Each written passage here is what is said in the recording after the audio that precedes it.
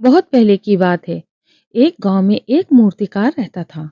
वो ऐसी मूर्तियां बनाता था जिनको देखकर हर किसी को वो मूर्तियां जीवित जैसी लगती थीं।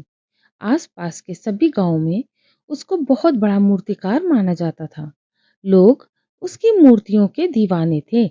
इसीलिए उस मूर्तिकार को अपनी कला पर बहुत घमंड था। एक दिन उसको ऐसा लगा कि वो जल्द ही मरने वाला है, तो उसने यमदूतों को भ्रमित करने के लिए एक योजना बनाई। उसने अपने ही जैसी हूबहू 20 मूर्तियां बना ली और खुद उन मूर्तियों के बीच जाकर बैठ गया। और जब यमदूत उसे लेने आए तो वो खुद भ्रमित हो गई कि इन 21 मूर्तियों में से असली मनुष्य कौन है। वो सोचने लगे कि अब क्या किया जाए। अगर मूर्तिकार को छोड़ दिया जाए तो संसार का नियम टूट जाएगा और उन मूर्तियों को तोड़ते हैं तो वो कला का अपमान होता है। तभी एक यमदूत को मानव स्वभाव के सबसे बड़े अवंडू अहंकार को परखने का विचार आया।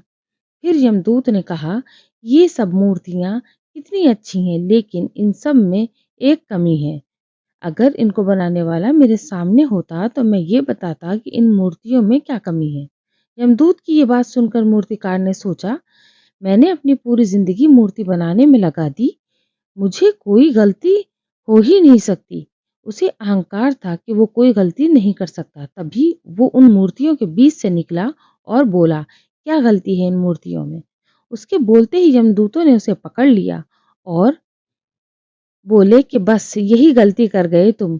अपने अहंकार में बेजान मूर्तियां कभी बोला नहीं करती।